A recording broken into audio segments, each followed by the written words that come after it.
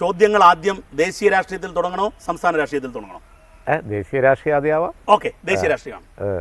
ഏറ്റവും പ്രധാനപ്പെട്ട കാര്യം, പാർലമെന്റ് സുരക്ഷിതമല്ല എന്ന സന്ദേശം നൽകുന്ന രീതിയിലുള്ള സംഭവ വികാസങ്ങളാണ് ഇപ്പോൾ സംഭവിച്ചിരിക്കുന്നത്. മാത്രമല്ല, അതിൽ പ്രതിഷേധിക്കുമ്പോൾ എംപിമാർ സസ്പെൻഡ് ചെയ്യപ്പെടുന്ന രാഷ്ട്രീയ സാഹചര്യം ഇന്ത്യയുടെ ജനാധിപത്യത്തിൻ്റെ ശ്രീകോവിലിൽ സംഭവിക്കുന്നു. ഇതിനെ എങ്ങനെയാണ് അങ്ങ് പാർലമെന്റിൽ അംഗമായിരുന്നു, മാത്രവുമല്ല ഇത്രയും കാലത്തെ രാഷ്ട്രീയ അനുഭവജ്ഞാനത്തിൻ്റെ അടിസ്ഥാനത്തിൽ കാണുന്നത്? എൻ്റെ പാർലമെൻറ്റിന് അല്ലെങ്കിൽ തന്നെ അതിനോടുള്ള റെസ്പെക്റ്റും അതിൻ്റെ ഒരു ഡിഗ്നിറ്റിയും ഒക്കെ കീപ്പ് ചെയ്യുന്ന കാര്യത്തിൽ ഇപ്പോൾ ഭരിക്കുന്ന ഗവൺമെൻറ് പണ്ഡിറ്റ് ജവഹർലാൽ നെഹ്റുവിൻ്റെ ഒന്നും അടുത്ത് വരില്ല. ആ ജനാധിപത്യ മഹിമ ഉണ്ടായിരുന്ന കാലം പോയി ഇവരുടെ കാലമായപ്പോൾ അല്ലെങ്കിൽ തന്നെ ഒരു വലിയ ഡിറ്റീരിയറേഷൻ ഉണ്ട്. ഇപ്പോൾ പുതിയ പാർലമെൻറ്റൊക്കെ ആയി, പുതിയ സംവിധാനങ്ങളൊക്കെ ആയി, ആധുനിക ടെക്നോളജിയായി എന്നൊക്കെ പറഞ്ഞിട്ട് ഇതുപോലുള്ളൊരു സുരക്ഷാ വീഴ്ച ഉണ്ടായത് ലോക രാജ്യങ്ങളുടെ ഇടയിൽ നമുക്ക് വലിയ നാണക്കേടായിപ്പോയി.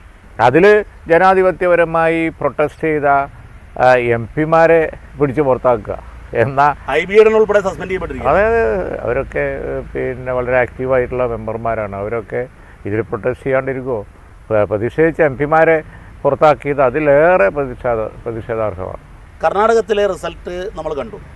മാറ്റത്തിൻ്റെ സൂചന അവിടെ കൃത്യമായി സന്ദേശം നൽകി. പക്ഷേ ഉത്തരേന്ത്യൻ പൊളിറ്റിക്സിൽ അത് ലെവലേശം ഏശുന്നില്ല.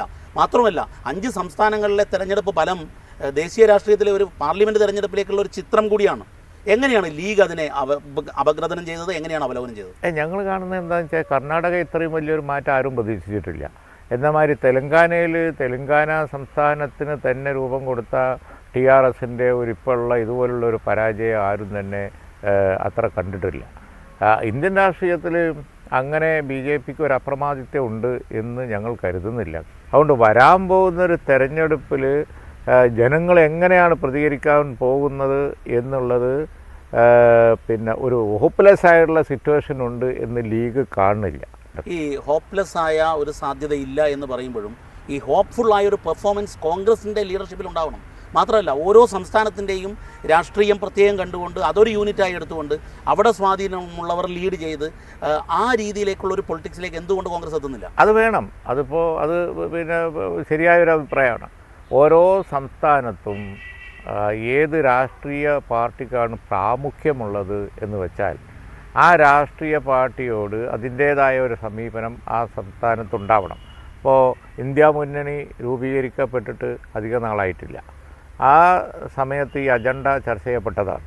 കാരണം നമ്മൾ സീറ്റ് വിഭജന ചർച്ച സംസ്ഥാന തലത്തിൽ തുടങ്ങണം എന്ന് ഇന്ത്യ മുന്നണി, ഞങ്ങളതിൽ മെമ്പറാണല്ലോ, ഞാനുണ്ടായിരുന്നു, ആണ് അതിൽ ഉണ്ടായിരുന്നു. സംസ്ഥാന തലത്തിൽ ചർച്ച നടക്കണം എന്ന് അന്ന് തന്നെ ആവശ്യം വന്നതാണ്. അതിന് സമിതിയൊക്കെ ഉണ്ടാക്കിയതാണ്. പക്ഷേ നിർഭാഗ്യവശാൽ അത് മുന്നോട്ട് പോയില്ല. അപ്പോൾ അടുത്ത പിന്നെ 19-ാം തീയതി ഇന്ത്യ മുന്നണിയുടെ യോഗമുണ്ട്. അപ്പോൾ തീർച്ചയായും ഓരോ സംസ്ഥാനത്ത് പ്രാമുഖ്യമുള്ള പാർട്ടികൾക്ക് പ്രാധാന്യം കൊടുത്തുകൊണ്ട് ഒരു സമീപനം ഉണ്ടാവണം. കോൺഗ്രസിൻ്റെ ഭാഗത്തു നിന്ന് അതുണ്ടാവും എന്നാണ് ഞാൻ കരുതുന്നത്. പക്ഷേ ഈ ഇന്ത്യ മുന്നണിയുടെ ആദ്യത്തെ തീരുമാനമായ പ്രാദേശിക തലത്തിലുള്ള സീറ്റ് ചർച്ചകളുടെ കാര്യത്തിൽ അതിൽ യഥാർത്ഥത്തിൽ കോൺഗ്രസ് നേതൃത്വത്തിന് വീഴ്ച പറ്റിയത് അങ്ങനെ പിന്നെ നമുക്ക് അനലൈസ് ചെയ്ത് ഞാൻ പറയുന്നത് ശരിയായിരിക്കില്ല. അതാണ് പ്രതിപക്ഷ ഐക്യം ഉറപ്പാക്കേണ്ടത് യഥാർത്ഥത്തിൽ ആരാണ്? അതിന് ലീഡർഷിപ്പ് എടുക്കേണ്ടത് ആരാണ്? അല്ല, ഞാൻ പറയുന്നത് പിൻ പോയിന്റ് ചെയ്ത് ഒരു അക്യൂസേഷൻ നടത്താൻ ചാർജ് ഫിക്സ് ചെയ്താലേ കറക്ഷൻ നടക്കുള്ളൂ. അതെ, ചാർജ് ഫിക്സ് ചെയ്ത് വർത്തമാനം പറയുന്നത് അത് നെഗറ്റീവ് ആയിക്കൂടല്ലോ. ഞാൻ പറയാം, ഇന്ത്യ മുന്നണിയിൽ പിന്നെ കോൺഗ്രസ്സിന് നായകത്വം ഉണ്ട് എന്നുള്ള അർത്ഥത്തിലാണ് ഈ ചോദ്യം. അതുകൊണ്ട് ആ നായകത്വത്തിലിരിക്കുമ്പോൾ ഐക്യം ഉണ്ടാവാനുള്ള കാര്യങ്ങൾ ചെയ്യണം. ഞാൻ അതിനെ പോസിറ്റീവ് ആക്കുക. ഈ ദേശീയ രാഷ്ട്രീയ സെഗ്മെൻറ്റിൽ അവസാനത്തെ ഒരു ചോദ്യമാണ്. പാർലമെൻറ്റ് അംഗമായിരുന്നു അങ്ങ്. ഇപ്പം പാർലമെൻറ്റിലെ കാര്യങ്ങൾ കാണുമ്പോൾ തിരിച്ചിങ്ങോട്ട് പോയത് നന്നായി എന്ന് തോന്നുന്നു. അല്ല, ഇപ്പം അവിടെ പൊട്ടിച്ച ഓലപ്പടക്കത്തിനെ പേടിച്ച് പോന്നതാണെന്ന് കരുതും. അങ്ങനെ പറഞ്ഞാൽ ആളുകൾ അല്ല, അവിടുത്തെ പടക്കം പൊട്ടിച്ചത് കണ്ടപ്പോൾ അവിടെ ഉണ്ടാവായിരുന്നു. അല്ല, എന്നാലും ഈ പ്രതിപക്ഷത്തിന് ഒന്നും ചെയ്യാനില്ലാത്ത അതല്ല, അത് അവിടെ എംപിമാർ ചെയ്തുകൊണ്ടിരിക്കുന്ന കാര്യങ്ങൾ നമുക്ക് ചെറുതായി കണ്ടുകൂടാ. കാരണം എന്താണെന്ന് വെച്ചാൽ ഇപ്പോൾ ഭരിക്കുന്ന കക്ഷി ചെയ്തുകൊണ്ടിരിക്കുന്ന കാര്യങ്ങളിൽ അവർക്ക് സുഖവും പൊറുതിയും കൊടുക്കുന്നില്ലല്ലോ പ്രതിപക്ഷം. അനുദിനം പ്രതികരിച്ചുകൊണ്ടിരിക്കുകയല്ലേ. ആ പ്രതികരണം കൂടി ഇല്ലെങ്കിൽ എന്താ കഥ? കുഞ്ഞാലിക്കുട്ടി സാഹിബ് അവിടെ ഉണ്ടായിരുന്നെങ്കിൽ നന്നായിരുന്നു. അപ്പം ഞാനില്ലെങ്കിലും അവിടെ ആളുണ്ട്. ഇപ്പം പ്രഗത്ഭരായ ആളുകളല്ലേ, അവരെ പിടിച്ച് പുറത്താക്കുകയല്ലേ. അവരൊക്കെ നന്നായി വർക്ക് ചെയ്യുന്ന ആളുകളാണ്. കേരളത്തിൽ നിന്നുള്ള എം പിമാരൊക്കെ വളരെ